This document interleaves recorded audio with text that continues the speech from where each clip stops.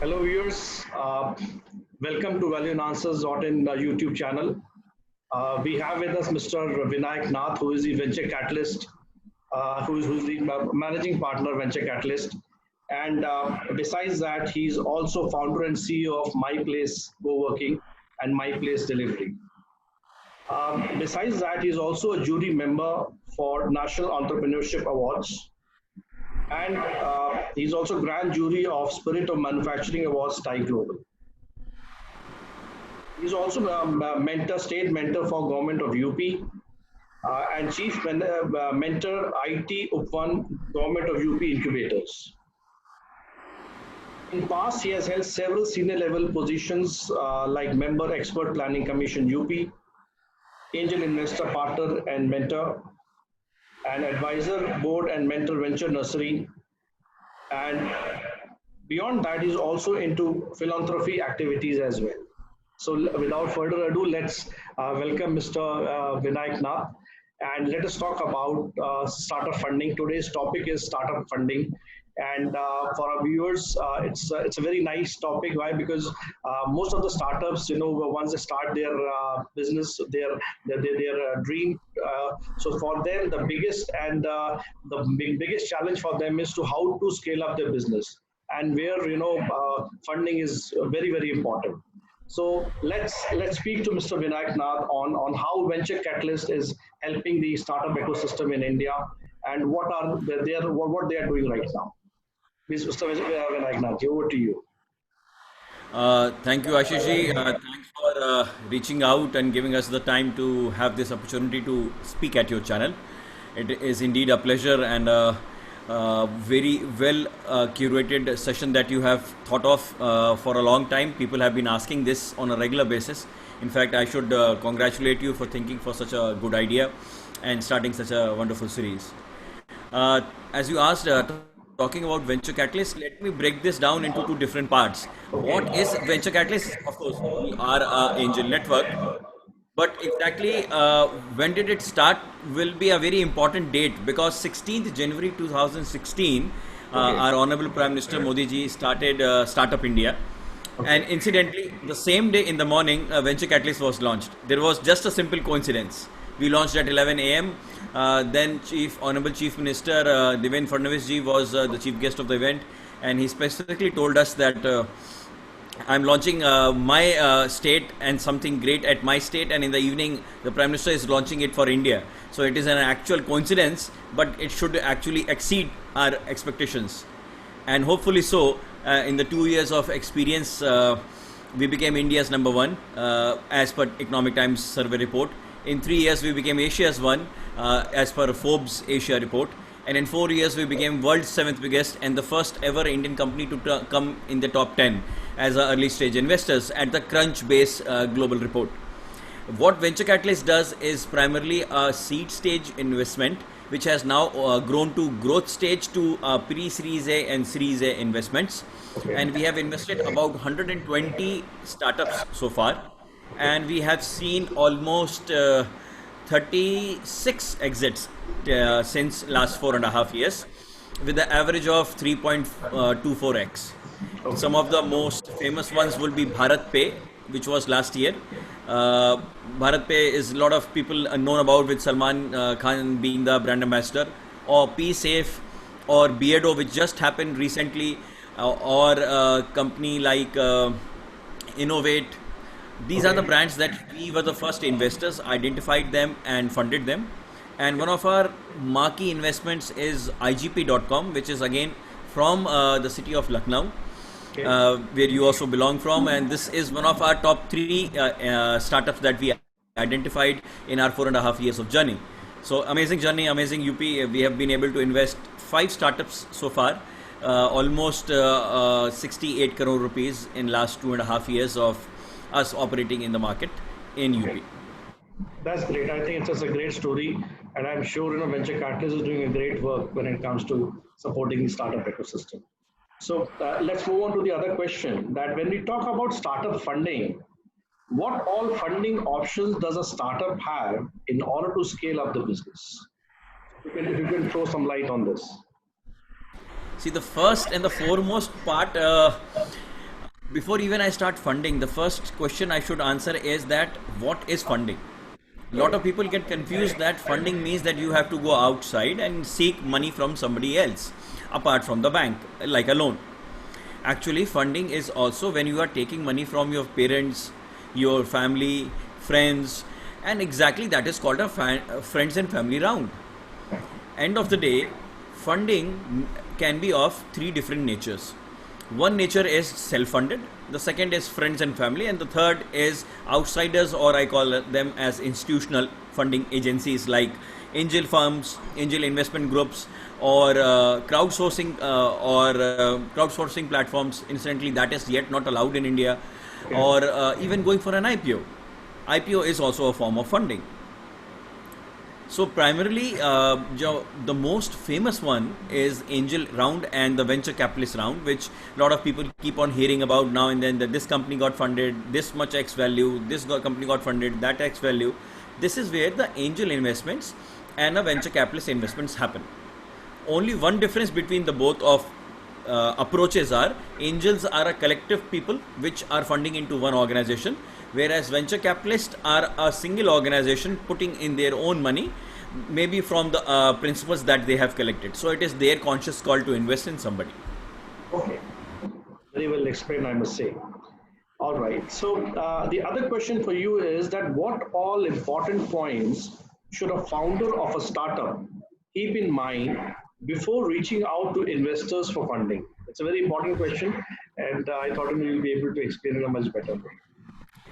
I've been telling this since last odd 18 years that I've been into this industry some way or the other. Even when I was seeking funds, I got to know the same thing from my seniors then, that the first thing that you should be doing is have an excellent balance sheet before you go out. You may have a minus balance sheet, but should be a progressive growth balance sheet.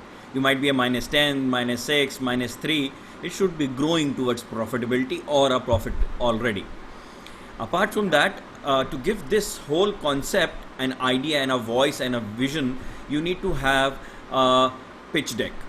A pitch deck normally should not be more than 10 slides, with including your thank yous and buys and everything. It should primarily talk about what are you doing, how you are doing it, what's the difference that you carry in it, and what is that you seek the money for, how much money are you seeking for, what is the valuation you think your organization is at, and based on the financial balance sheet that you currently have.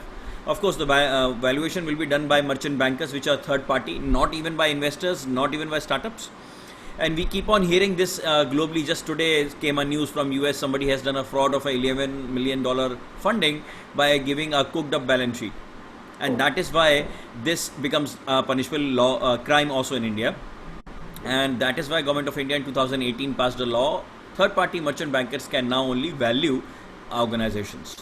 The only benefit, if you are a DIPP registered company, you can directly go to startups without getting a merchant, go to investors without getting a merchant banker valuation. But of course, at the end of the day, when the money will be put in, this is where the premium and everything will be calculated by them. These are appointed agencies by SEBI guidelines under SEBI license. So it is not that somebody just can claim to be that. Okay. All right.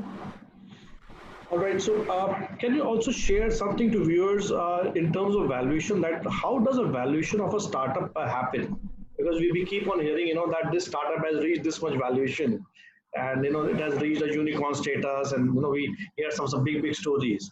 So, if you can throw some light in terms of how does this entire valuation thing happens, and how are the startups are evaluated? See, this is a question which is constantly asked even by investors while they are investing in startups. Okay. And has been a pressing point ever since, because I may derive something at a vision of 5x the value and somebody else may derive it at a 3x value. Okay. There are different 10 mathematical and analytical formulas, primarily the basic ones, which are being used world over. In India, there are three very important ones which are being followed, but in the interest of time, I will just tell you the basic gist of the concept. It is the industry, it is the startup, it is the ecosystem, and it is the growth that they have been able to perform in that ecosystem, in that given time, in the industry they are in. How is the exact scale up happening? That are the parameters being actually taken into consideration while a startup is funded. Apart from that, something which are bonus points are somebody founders which have already done successful exits can also command a higher valuation because investors will see a more promising exit from them. Apart from that, a lot of people ask me this, that is an IITian being an IIM, being a Ivy League going to value? Yes, it will value, but because of the hard work that you have put in to get into those institutes, we understand that you will also put in hard work while working in this organization, and you are better taught or more visioned. But imagine this, we were one of the few earliest backers, in fact the early first backer of OYO, which was Oracle then. We recently did a webinar with Ritesh. You were also a part. You had seen those webinar with us, and see how he was talking about his Mahalakshmi temple visits and everything else with us, especially with my partner Apurv. I was also fortunate enough to mentor him for a small period of time in structuring the company in back 2012. He was just a class 12th studying student, not even pass out. So it is the maturity also of the founder and the vision. How strongly is he able to put in? How well is he connected in terms of networking with people and is able to sell his idea? If he's a good storyteller and a good executor of that story on ground, he can amazingly command a great valuation of his startup. Okay. Thank you very much for answering this question. So indeed, very nicely you've answered this. Okay, so moving on to the other question, that out of various funding options available like loan from financial institutions, funding from investors, crowdfunding, which option is the best for for these early stage startups? Okay, so let me again divide this into two different parts. Okay. If your startup has an excellent patent and you think that today you are just deriving a value of $100, but once this patent is out in the market and actually is sold through, you might be able to command a few $1 million valuation rather than $100, $200, $500,000 today. You should only go for debt funding, that is loan funding, Okay. so that you safeguard the ownership of the company for a larger round later on. Also, if you think that this is important to have good set of investors to guide you to the next level and have their interest involved in a skin in the game, then you can have an equity funding. So the best mode is to you to decide that today the valuation that you are being offered, is this the right valuation that you conceive yourself to be? If not, and you can't get a debt, then the best thing would be to do is get a bridge round. What is a bridge round? A bridge round in a simple layman terms would be that I wanted to raise 5 crore rupees, but I know that my today valuation is only 10 crore rupees. I can't give 20% of my company or 50% of my company. I can only give 10 or 15. So I will give 10% or 15% and get that 1.5 crore rupees in my company. Earlier I was thinking for a funding for 3 years. And that is also a mistake a lot of startups do for the first time, that they think that for the next 3 years, if I raise funds today, I'll be well off for the next 3 years planning. This is certainly not the case. You should think of getting funded in 6 months time to a year, and then probably after you have that 1 crore, 1.5 crore rupees in the bank and you are able to scale up, probably your 10 crore valuation will go to 15, 18 or 20. Then you can again raise a small round and go to a 50 and then raise again a small round. So baby steps and folding up is a better way of doing this rather than just waiting for something big to happen in one go. Apart from that, a lot of startups think that once the funding is done, you are through and you don't need to get funded again. I'll give you a live example. As soon as Ritesh was getting a funding at OYO Rooms, where I will before earlier to erstwhile, first the money was there in the bank, and the next morning he was again out seeking the funds for the next raise, because a raise will take you around 3 to 6 months minimum, maybe to a year's time, depending on the fund size. So I advise startups always have 3 or 4 founders in the company. One of the founders' job should be to raise funds, meet investors and manage investor relations only. Okay. And of course be the brand face of the company, be the maybe the marketing manager, chief marketing manager, whatever you want to call it. And somebody should be very good at finance, so manage the financial intelligence of the company. And third, somebody should be there as very good in operations. It is a dream come true for an investor to have an excellent operations and an excellent investor relations manager in one person in a founder. Usually that is found, but finance and investor relations is never found together. They are two separate genres of sales. Okay, that's great. All right. Moving on to the other question. When a founder approaches any investor, what important points he or she should keep in mind while selecting which investor is good for his or her business? Okay, so uh, I would preface this question into another question, which is Okay. when should I seek funding? What time should Right. I start seeking a fund? Right. The right time to seek fund is one, when you are profitable, or or you Yeah. are actually not requiring any funding. Why? So that you are able to command a great value of your company and you are able to give out the least equity to get the maximum value in your company, rather than actually being desperate to survive and get some money at any valuation. That can be lethal also for the company. True. Now, who should you find the right investor? The right investor is a person, somebody who can guide, mentor, and find new clients also for you in terms of your capability matrix available today, Yeah. and also sees that Mr. A, who is seeking the fund from me today, has capability of doing 1, 2, 3, 4. But if I see that he can also deliver 5, 6, 7, 8, A, B, C, I should fund this boy and tell him that you should also start venturing into ABC, and I'll find you some people which can buy that services from you, because your business can have a progression in that, or a direct complementary services in that. Apart from that, he should be from industry or should be from knowledge, should be able to upscale or help you in upscaling the business Okay. while seeking an angel investor. While seeking an institutional investor, you have to only see which is the larger platform which can provide you a brand name, scale out, and also at the same time also provide you a larger vision board on their brand, which can connect you to more markets. Similar but on a larger scale. All right. Thank you very much. I think you've answered this very well, and it will help a lot of startup founders and a lot of companies who are seeking funding. Um, we now let's move on to the other question that since most investors are located in fact in major towns in India, and how can startups approach them? And nowadays, with the advent of technology, there are a lot of digital platforms which are also there. So if you can name some of them, and how a founder should approach these various these platforms, and how they can target them and speak to them, connect with them. Okay, so primarily India was Delhi, Mumbai, and Bangalore as investment hubs. As of today, Venture Catalyst is almost in 40 cities across India. So Okay. you can actually go to a physical office, of course, not in these lockdown cases and today's days, but there are 40 physical available offices that you can reach out to. There are more than 80 partners across India that you can reach out to, and we are also available through social media, very active at the Twitter, LinkedIn, and Facebook, and people can also reach out to me. Usually it might take time to respond because of the number of reaching out is around 300 plus people in a week for me individually. For Venture Catalyst, it's somewhere around 1200 people reaching out to us, startups in a week.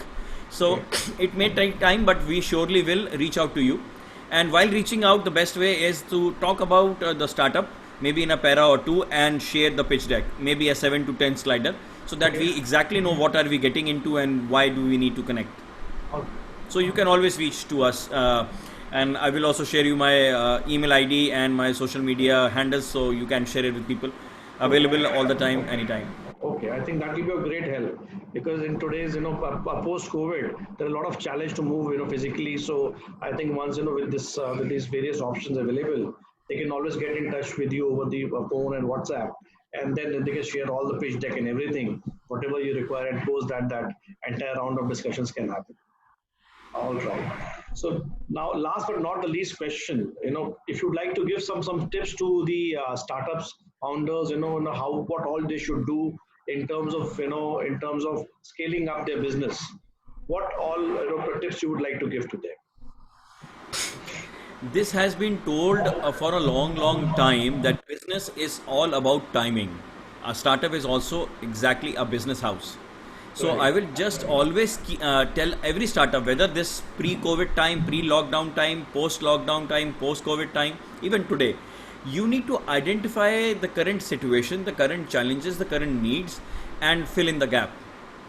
Now, this is being said for a long time, but imagine this that everybody knows that online education is going to be the next thing. Everybody knows that AI is coming important. Everybody knows blockchain is important. Lot of people are talking about how home deliveries can be very next game changer. But are people doing about it? Lot of them are doing. Now you need to identify your startups. How can they be enablers or partners or builders of these ecosystems on their own?